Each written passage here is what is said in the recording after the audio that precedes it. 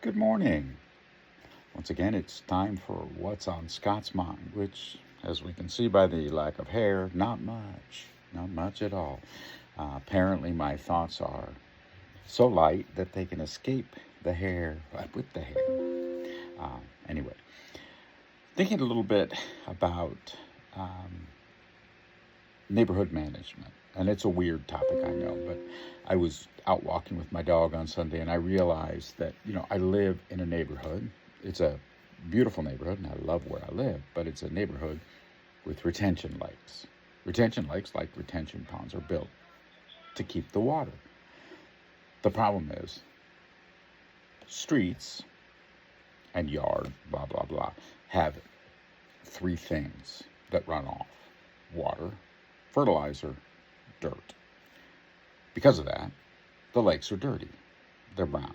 So I actually was thinking a little bit about something I saw many years ago, a quick and easy way to solve the problem of muddy lakes, which is to create gravel fields that the water flows through before it gets to the lake. If your water coming into the lake is clear and not muddy, then the likelihood is that the lake itself will begin to clear up over time.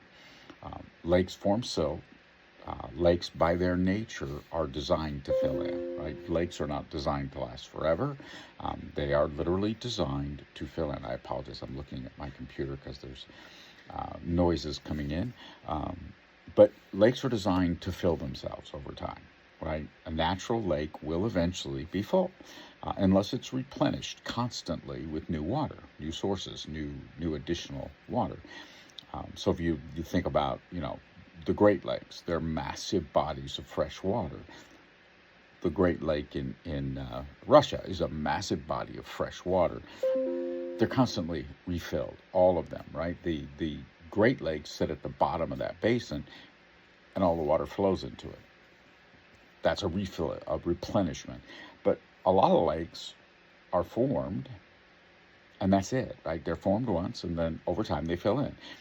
Same with rivers, right, and streams. Eventually, over time, the intent of the river or the stream is to either cut into the ground so far, like the Grand Canyon, that the river exists regardless, or to fill themselves in, right, to stop.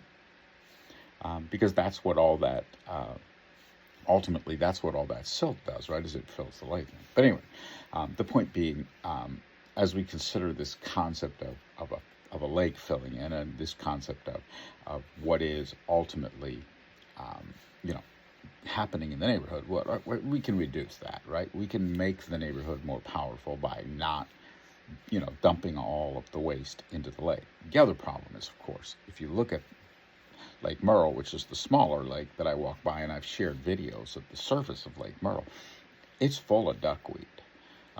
When a duckweed is not a great species to have on the surface of a lake, right? Because what it does is it shuts off the sunlight into the lake, which kills the algae, which reduces the amount of oxygen produced by the lake, right? If you think about the reality of water, right, the majority of oxygen that we breathe, and we all breathe oxygen, right? There goes some oxygen in, along with a little nitrogen, a little carbon dioxide. The point being, we all breathe oxygen. The majority of the oxygen produced for planet Earth comes from the oceans.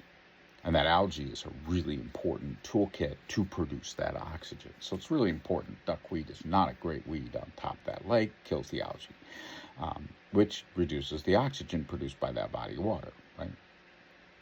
Which happens, right? Duckweed is a naturally occurring thing in this part of the world. It occurs. But the reality is you don't want to encourage it.